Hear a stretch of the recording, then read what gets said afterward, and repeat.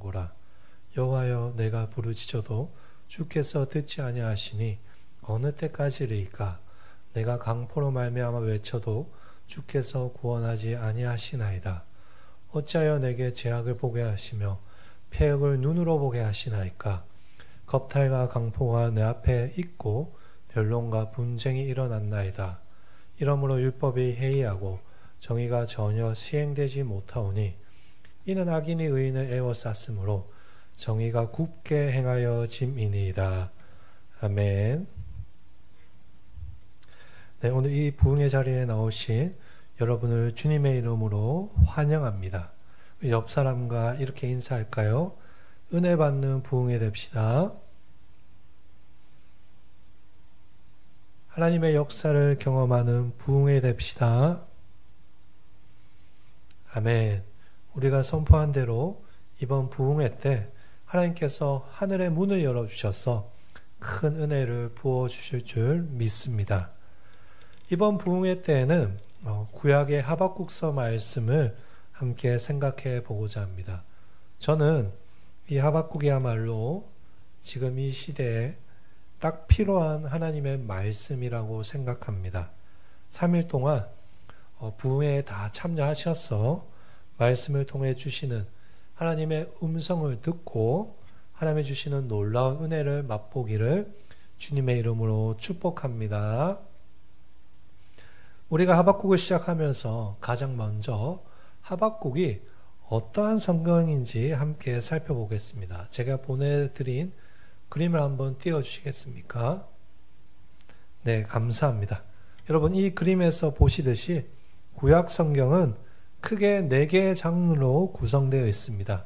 모세오경, 역사서, 시가서, 선지서입니다. 우리가 살펴보는 하박국은 어떤 장르의 성경일까요? 여기 나온 것과 같이 선지서입니다. 이 선지서는 구약 전체에서 대단히 중요한 역할을 합니다. 그 이유는 하나님의 계획과 구원에 관해서 잘 설명하고 또한 이스라엘 백성을 다스리고 인도하시는 하나님의 방식에 대해서 잘 보여주기 때문입니다. 어떤 사람은 선지서가 17권이니까 선지자가 17명밖에 없다라고 생각하는 사람들도 있지만 그렇지는 않습니다. 선지자들 가운데 엘리야 같이 기록을 남기지 않은 선지자도 있고 반면에 또 기록을 남긴 선지자들도 있습니다. 우리가 보는 구약의 선지서는 기록을 남긴 17명을 중심으로 대선지서 5권, 소선지서 12권, 총 17권이 있습니다. 하박국서는 소선지서입니다. 하박국 하면 여러분은 무엇이 가장 먼저 생각이 나십니까? 하박국서가 무엇으로 유명하죠? 아마 찬양으로 제일 유명할 것입니다. 무화과 나무 잎이 마르고 포도 열매가 없으며, 다 아시죠? 이 찬양.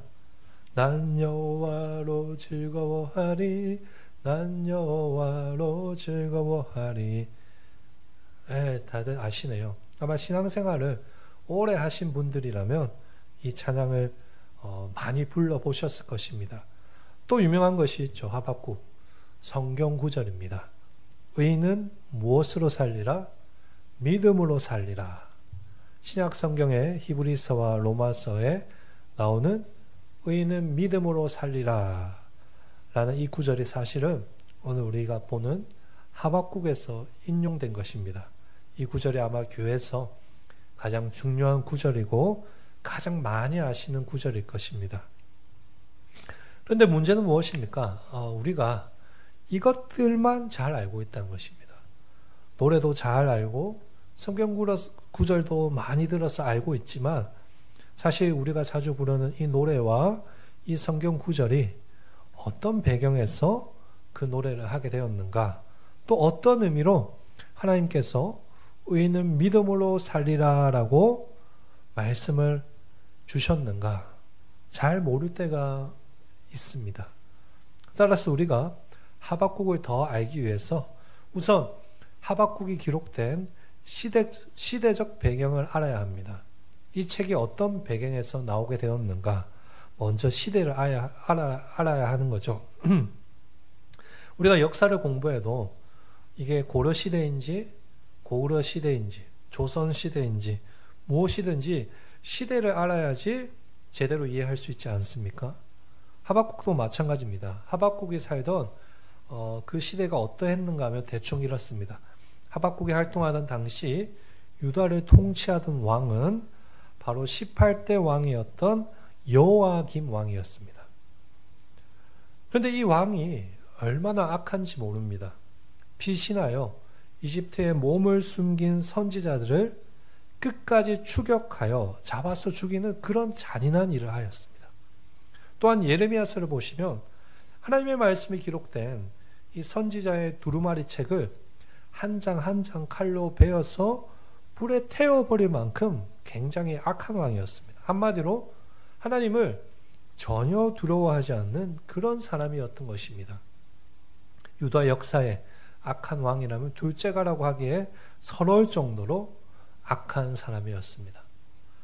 그러니 이러한 왕의 영향으로 나라 전체가 매우 혼란스러울 수밖에 없었습니다. 백성들이 왕을 따라서 하나님이 아닌 우상을 섬겼고 나라 안에 온갖 악들이 넘쳐났습니다. 도덕적으로 굉장히 심하게 부패했고 또 영적으로도 나라 전체가 배도의 길을 걸어가고 있었습니다. 심지어는 이 혼란을 이용해서 자신의 이익을 취하려는 거짓 선지자들이 창궐하기도 하였습니다. 이런 시대적 상황에서 하박국서가 시작되는 것입니다.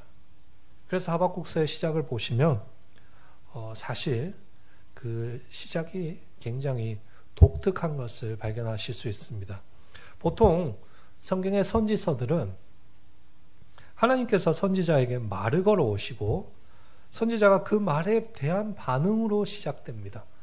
여호와의 신이 내게 임하여 여호와의 말씀이 내 입술에 임하여 그렇게 각각의 방식은 다르지만 그 본질은 하나님께서 먼저 선지자를 부르시거나 선지자에게 할 말을 주시거나 해서 거기에 대해 선지자가 반응하는 것으로 대부분의 선지서가 시작을 합니다.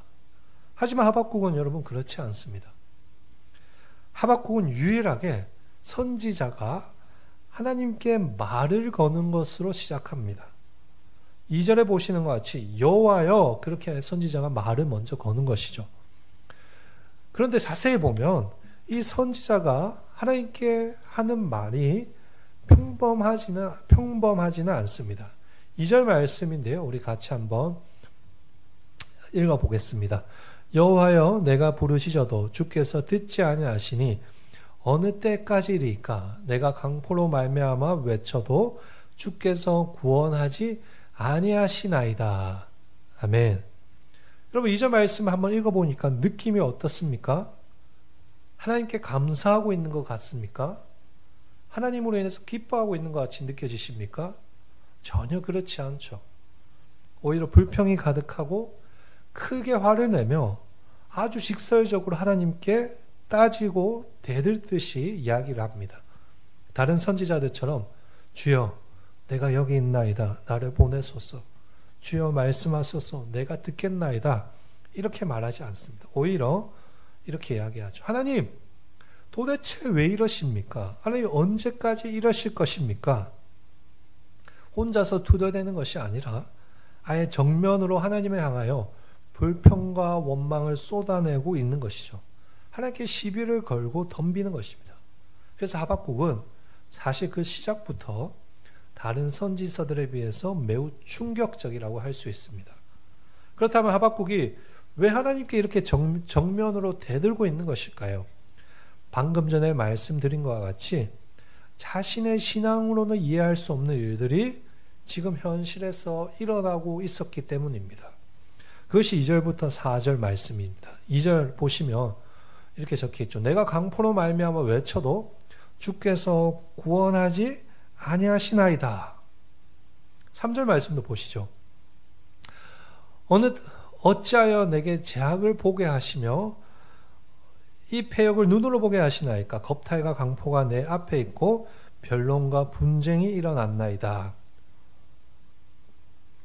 여러분 2절과 3절을 보시면 폐역, 겁탈, 강포, 맞죠? 변론, 분쟁 이런 무서운 단어들이 등장합니다. 이런 일들이 유다 안에서 일어나고 있었다는 것입니다. 4절도 보실까요? 이러므로 율법이 해이하고 정의가 전혀 시행되지 못하오니 이는 악인이 의인을 애워쌌으므로 정의가 굽게 행하여 짐이니이다. 여러분 이번에는 무슨 말을 하고 있습니까? 하나님의 나라 안에서 하나님의 말씀이 무너지고 있고 무시되고 있고 악인이 오히려 승승장구하고 의인을 괴롭힌다는 것입니다. 그래서 여기저기를 다 둘러보아도 더 이상 정의가 없다라고 이야기하는 것이죠. 한마디로 이러한 시대적 상황을 보고 하박국이 화가 나서 하나님께 나아가 따지는 것입니다. 이런 시대적 상황에 대해 분명 하나님께서 심판을 하셔야 되는데 이상하게도 하나님은 아무것도 하시지 않고 있다는 것입니다. 그래서 이해할 수 없다는 것이죠.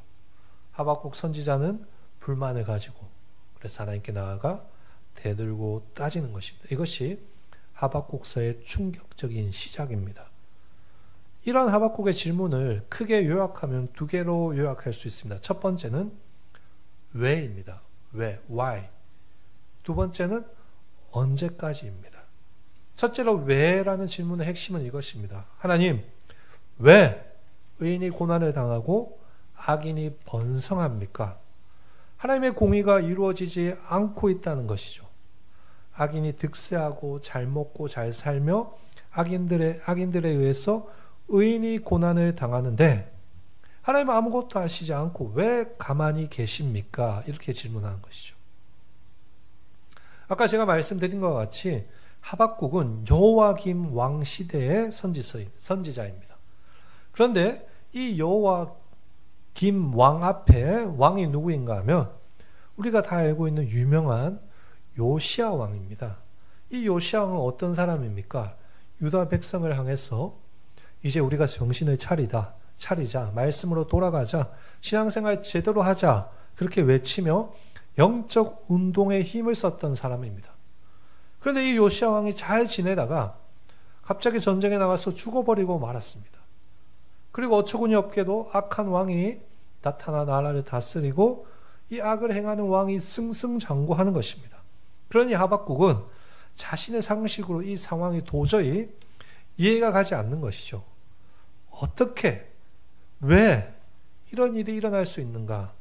왜 선한 왕은 저렇게 갑자기 죽어버리고 악한 왕이 등장해서 이 나라가 이 모양 이 꼴이 되었는가? 그래서 하나님께 왜요? 왜 그러는 거예요? 도대체 왜 이렇게 하십니까? 라고 따지고 있는 것입니다. 우리도 그럴 때가 있지 않습니까? 우리 역시 하나님이 살아계시면 어떻게 이런 일이 일어날 수 있습니까? 라는 질문을 많이 합니다. 악한 자들에 의해서 세상이 혼란스러울 때, 믿음 가운데 살아가는 사람들의 억울한 상황들을 볼 때, 이해하기 어려운 큰 사고들이 일어날 때 이런 질문들을 던집니다. 하나님 도대체 왜 이렇게까지 하시는 것입니까? 도대체 왜 이런 일들을 보고만 계신 것입니까? 이것이 하박국이 질문한 첫 번째 왜? 라는 질문입니다. 두 번째 질문은 언제까지입니다. 2절 앞부분에 보시면 이렇게 적혀 있습니다. 여호와여 내가 부르짖어도 주께서 듣지 아니하시니 어느 때까지리까? 어느 때까지리까? 도대체 언제까지 이 꼴을 보고 있어야 되느냐라는 말입니다. 하나님, 악인이 이렇게 판을 치고 의인들은 죽어가고 있는데 언제까지 하나님 침묵하고 계실 것입니까? 하박국의 이 질문 우리도 할 때가 있지 않습니까? 우리 그리스도인들의 불만이 무엇입니까? 이 세상을 위해서 그렇게 교회가 기도하고 기도하는데 하나님은 침묵하신다는 것입니다. 매일 수요일마다 또 금요일마다 주일마다 이 나라와 이 세상을 위해서 얼마나 많은 교회가 뜨겁게 기도하고 있습니까? 눈물을 흘리며 주님 이 세상을 고쳐주시옵소서 얼마나 뜨겁게 기도하고 있습니까? 그런데도 하나님께서 아무런 대답을 하지 않으신다는 것입니다. 그러다 보니 화가 나서 외치는 것이죠. 하나님, 이 세상이 이렇게 비상식으로 돌아가는 꼴을 언제까지 봐야 되는 것입니까? 도대체 어느 때까지입니까? 아니, 우리 자녀들 서울에 있는 유명한 대학교 보내달라고 요구한 것도 아니고, 내 사업, 내 교회 대박나게 해달라고 요구한 것도 아니잖아요. 하나님의 의가 무너지고 있다고, 그것을 바로 잡아달라고. 신약의 말대로 하자면 하나님 나라와 그의 의를 구하는 기도에 목숨을 걸고 부르짖고 있는데 하나님은 침묵하시는 것입니다. 그럼 우리 안에서 불만이 터지는 것이죠. 하나님, 도대체 언제까지 침묵하실 것입니까? 도대체 언제까지 이렇게 하실 것입니까? 그렇다면 여러분, 오늘 하박국이 하나님께 이렇게 소리치고 따지는 이 행동에 대해서 우리는 어떻게 이해해야 할까요? 아니, 아무리 이해가 안 돼도, 아무리 받아들일 수 없어도 하나님이 하시는 일인데 이렇게 불경건하게 하나님께 대들 수 있는가? 하박국처럼 하나님께 불경건하게 대들고 그러면 안 되지. 하박국을 본받지 말자. 그렇게 하박국의 반응을 반면교사로 제시하면서 그래도 이렇게 하면 안 돼. 힘들고 어려워도 믿음으로 하나님의 일을 믿고 견뎌야지, 이렇게 가르쳐야 될까요? 그러한 단순한 생각에 저는 불만인 것이죠. 하박국이 이렇게까지 하는 것이 정말로 불경건한 것인가? 정말로 하박국이 불경건한 사람이라면 이렇게까지 하겠는가? 그렇지 않다고 저는 보는 것입니다. 여러분 생각해 보십시오. 하박국이 정말로 불경건한 사람이라면 이렇게까지 할 필요가 있겠습니까? 욥의 아내처럼 해버리면 되는 거 아닙니까? 야, 하나님 하시는 거 봐봐. 하나님 없어. 하나님이 있는데 어떻게 이 모양 이 꼴이 될 수 있어? 하나님의 응답도 안 하시고 세상도 점점 악해가니까 하나님이 없는 거지. 이제 그만 예수 믿을래. 에이, 예수는 무슨 예수야. 그리고 가버리면 되는 거 아닙니까? 우리가 욥기에서 보듯이 욥의 아내는 속에 있는 말 시원하게 다 하고 욕하고 저주하고 다 쏟아내고 가출했습니다. 그렇다면 욥은 답답하지 않았을까요? 욥도 다 때려치우고 싶지 않았을까요? 욥이 바보 멍청이였을까요? 욥은 그 당시 최고의 부자였습니다. 누구보다도 똑똑한 사람이었을 것입니다. 그런데도 끝까지 하나님을 붙잡겠다고 하나님과 싸우는 것입니다. 하나님을 찾겠다고 몸부림치는 것입니다. 나의 가는 길을 오직 그가 아시나니 그가 나를 단련하신 후에는 내가 정금같이 나오리라. 이것이 욥의 고백 아닙니까? 하박국도 마찬가지라는 것입니다. 하박국이라는 사람에 대해서 정확히 알려진 것이 많이 없습니다. 어느 지역 출신인지, 어떤 성격의 사람인지, 키가 얼마나 컸는지 아무것도 밝혀진 것이 없습니다. 그러나 히브리어를 통해서 이 하박국이라는 이름의 뜻은 우리가 알 수 있습니다. 그 이름의 뜻이 무엇인가 하면 포옹하다라는 뜻입니다. 그런데 이것은 연인들이 포옹하고 껴안는 것을 의미하는 것이 아닙니다. 씨름할 때 씨름 선수들이 맞잡고 몸부림을 치는 모습을 의미하는 포옹하다입니다. 그러니까 하박국은 첫 장면부터 자신의 이름처럼 무엇을 하는 것입니까? 하나님과 씨름하고 있는 것입니다. 무엇 때문에 씨름하는가? 하나님 아니면 안 된다라고 생각하기 때문입니다. 한마디로 이야기하면 하나님께서 대답을 주실 때까지 붙들고 늘어지겠다는 것입니다. 여러분은 이 씨름이 불경건하다라고 생각하십니까? 아닙니다. 이 씨름은 불경건이나 불신앙이 아니라 정말 끝까지 하나님 물고 늘어졌어. 하나님 붙잡고 늘어졌어. 이 문제를 하나님과 해결하겠다는 신앙의 표현이 아닐까요? 따라서 결국 지금 하박국은 하나님을 불신하는 것이 아니라 불경건해서 그렇게 하나님께 따지고 소리치는 것이 아니라 사실은 이해할 수 없는 현실 속에서도 이 문제를 끝까지 하나님과 씨름해서 해결해 보겠다고 몸부림치고 있는 것입니다. 여러분 그거 아십니까? 우리 그리스도인들은요 모두 다 씨름하는 사람들입니다. 신앙생활이라는 것이 한 번도 하나님께 따지거나 소리치지 않고 그냥 아무 일 없는 것처럼 다 그러려니 하고 이해하는 것처럼 거룩하는 척 꾸미는 것이 아닙니다. 많은 의심과 회의와 불만 등을 쏟아놓으면서도 하나님 앞에서 답을 찾아가는 것이 바로 우리의 신앙생활입니다. 내가 믿는 신앙이 정말로 맞는 것일까? 효과가 있을까? 이렇게 예수를 믿어야 하는 것일까? 그렇게 하나님 끝까지 붙들고 실험해야 되는 것이 신앙생활이라는 것입니다. 아무 일도 없는 것처럼 포커페이스하고 그래도 믿음으로 이겨내자. 아자 화이팅!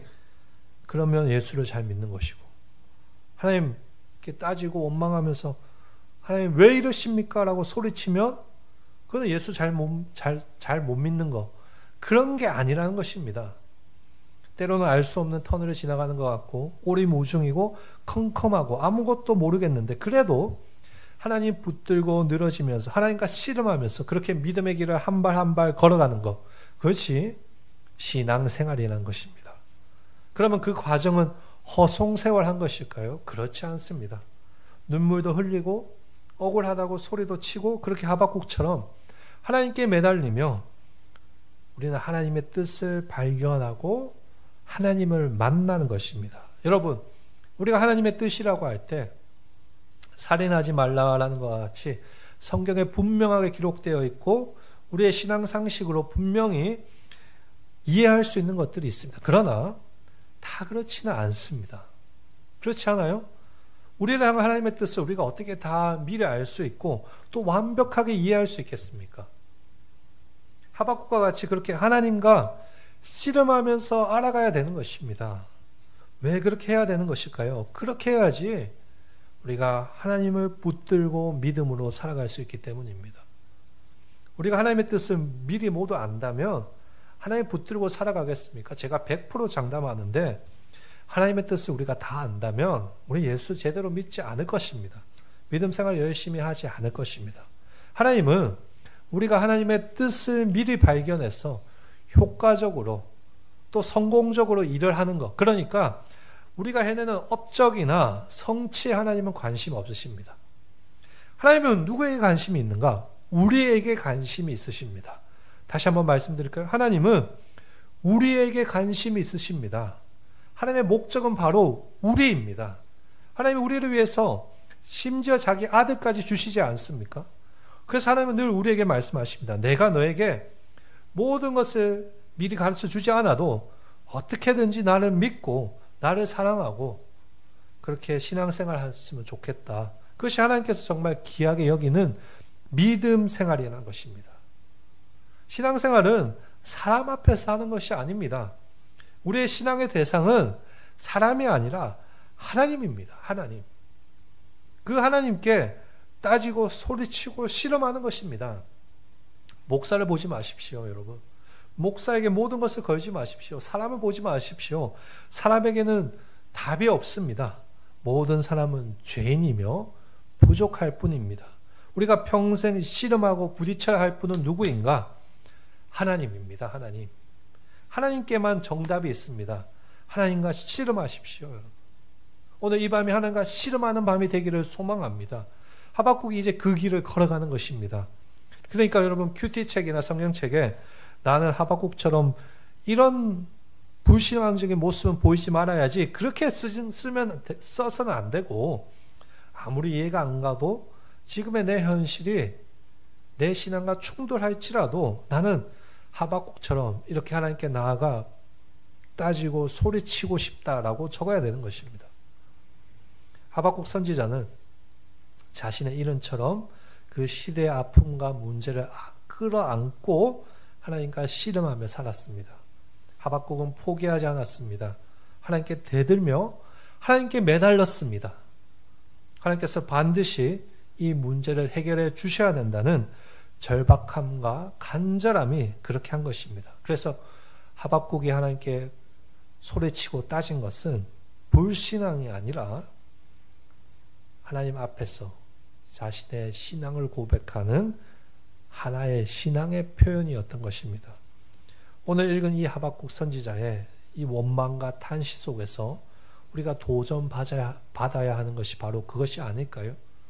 우리 역시 하박국 선지자와 같이 이해할 수 없는 현실에 대해서 하나님께 나아가 하나님과 씨름해야 됩니다. 가만히 있으면 문제가 해결이 되지 않습니다. 하나님께 매달려야 하는 것입니다. 하나님께 따지며 소리 질러야 합니다.